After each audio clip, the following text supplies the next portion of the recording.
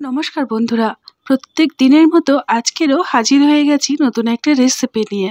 বন্ধুরা, আজকের আমি বানিয়ে দেখাবো শিম আর আলু দিয়ে দুর্দান্ত স্বাদের একটা রেসিপি। এই রকমভাবে যদি শিম আর আলু রান্না করা যায়, দেখবেন যারা শিম খেতে অপছন্দ করে তারাও কিন্তু আঙুল চেটেপুটে খাবে। আর তাদের মধ্যে আমি হলাম একজন। আমার শিম খেতে একদম ভালো লাগে না, তবে মাঝের মধ্যে এই রকমভাবে শিম আর আলু দিয়ে এই রেসিপিটি আমি বানিয়ে নিই। আর সেটা ভাত হোক কিংবা রুটি পরোটা সব কিছুর সাথে খেতে কিন্তু আমার খুব ভালো লাগে। তো তার জন্য দেখুন আমি এখানে বেশ কিছুটা শিম নিয়েছি। আর আমরা সবাই জানি শিম কীভাবে কাটতে হয়।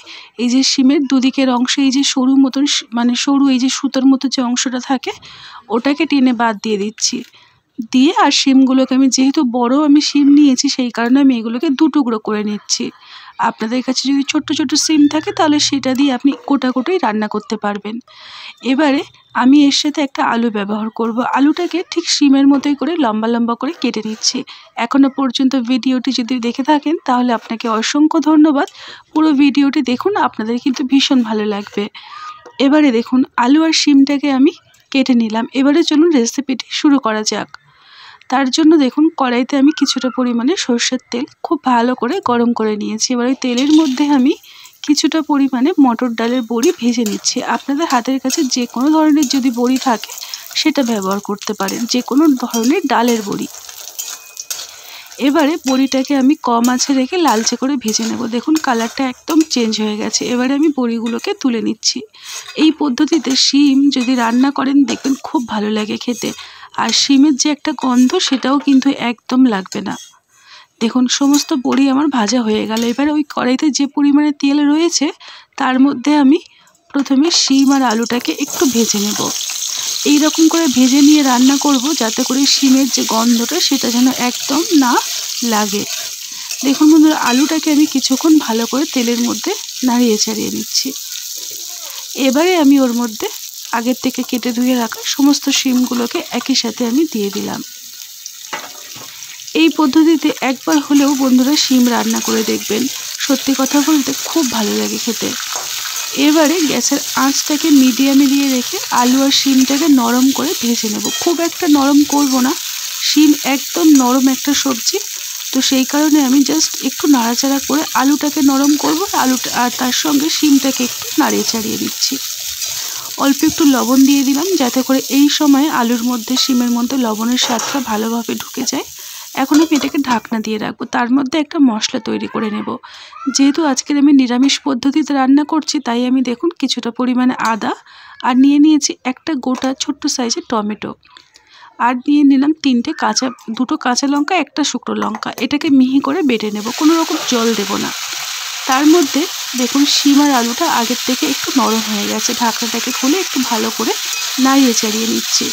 লবণ যেহেতু দিয়েছিলাম সেই কারণে একটু জল বেরিয়েছে, সেটাকে আমি শুকনো করে একদম নাড়িয়ে চাড়িয়ে নেব।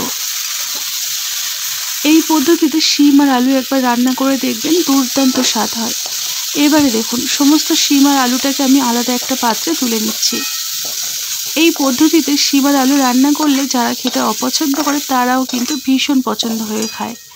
এবারে দেখুন শিম আর আলুটাকে আমি ভালো করে ভেজে নিলাম। কড়াইয়ের মধ্যে আমি দিয়ে দেব 2 থেকে 3 চামচ পরিমাণে সরষের তেল। তেলটাকে গরম করে ফোড়নে দিয়ে দিলাম কালো জিরে, আর দিয়ে দেব 2 থেকে 3টে কাঁচা লঙ্কা মাঝখান থেকে চিড়ে, আর দিয়ে দিলাম একটা গোটা তেজপাতা। ফোড়নটাকে 1 থেকে 5 সেকেন্ডের মতো ভাজা ভাজা করে নেব। তারপরে আমি এখানে দিয়ে দেবো আগের থেকে পেস্ট করে রাখা মশলা, যার মধ্যে আদা, কাঁচা লঙ্কা, টমেটো দিয়েছিলাম।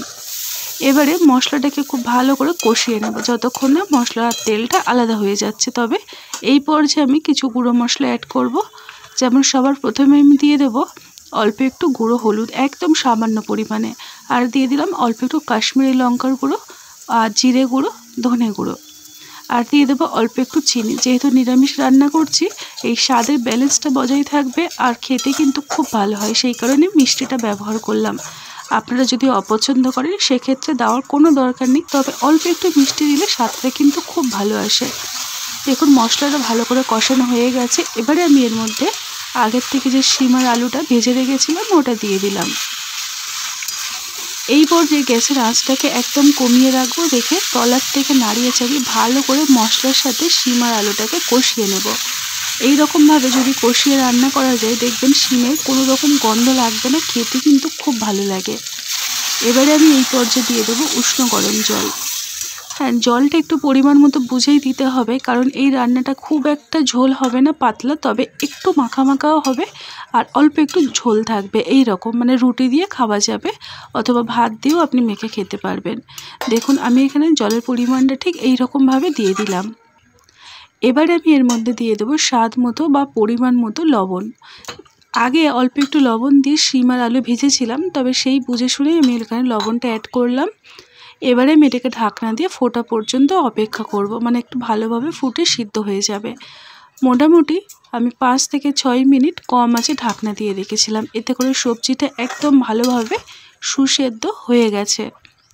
একটা আলু আমি আপনাদেরকে দেখাচ্ছি, দেখুন আলুটাও মোটামুটি অনেকটাই নরম হয়ে গেছে।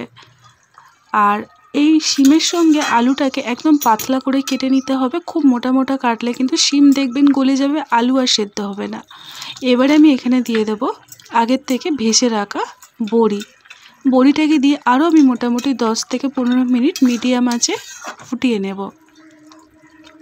তাতে করে সমস্ত সবজি ভালোভাবে আরেকটু সিদ্ধ হয়ে যাবে আর বড়িটাও নরম হয়ে যাবে। দেখুন আমি বেশ কিছুক্ষণ পরে ফিরে এলাম, আর এই সময় গ্যাসের আঁচটাকে আমি মিডিয়ামেই দিয়ে রেখেছিলাম। এতে করে রান্নাটা দেখুন অনেকটাই মাখা মাখা হয়ে গেছে। আর এই রকম অবস্থায় থাকবে, একটু ঝোল থাকবে, একটু মাখা মাখা। 2-1টা আলু আমি একটু ম্যাশ করে দিচ্ছি যাতে করে রান্নাটা আরেকটু মাখা মাখা হয় আর খেতে ভালো লাগে। এখনও পর্যন্ত যদি ভিডিওটি দেখে ভালো লেগে থাকে, আপনার লাইক আর আপনার মতামত জানিয়ে আমার পাশে থাকবেন। নতুন হলে আমার পরিবারে আসার আমন্ত্রণ রইল এই রকমই নানা রকম ভিডিও পাওয়ার জন্য। তো দেখুন বন্ধুরা, আমার এখানে রান্নাটা মোটামুটি হয়ে গেছে। সবার শেষে আমি কিছুটা ফ্রেশ ধনেপাতা কুচো দিয়ে দিলাম। ধনেপাতা, তার সঙ্গে কালো জিরে, বড়ি, সব কিছু ফ্লেভার জাস্ট অসাধারণ লাগে। গ্যাসের ফ্লেমটাকে আমি অফ করে দিলাম, দিয়ে আমি এইভাবেই ঢাকনা দিয়ে মোটামুটি 5 মিনিট রেখে দেব। ঠিক 5টা মিনিট পরে ফিরে এসেছি আর আপনাদেরকে দেখাচ্ছি। ঢাকনাটা খুলে দেখুন কতটা লোভনীয় দেখতে হয়েছে, দেখুন তো কত ভালো লাগছে। আমার কিন্তু ভীষণ ভালো লেগেছিল শিম এইরকমভাবে রান্না করা। তো দেখুন আজকের আমার শিমের রেসিপিটি একদম তৈরি হয়ে গেল, একদম মানে নিরামিষ পদ্ধতিতে বানিয়ে দেখালাম। তো আমি একটা প্লেটের মধ্যে এটাকে সার্ভ করে নিচ্ছি। দেখুন বন্ধুরা কতটা লোভনীয় হয়েছে, সত্যি কথা বলতে দেখতে যতটা লোভনীয় হয়েছে খেতে কিন্তু দুর্দান্ত হয়েছিল। একবার হলেও এইভাবে শিম আর আলু রান্না করে দেখবেন, স্বাদ মুখে লেগে থাকার মতো রান্না তৈরি হবে।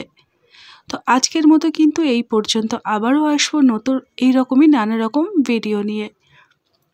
দেখুন বন্ধুরা আমি একটা সার্ভ করে নিয়েছি একটা প্লেটের মধ্যে, কতটা লোভনীয় হয়েছে।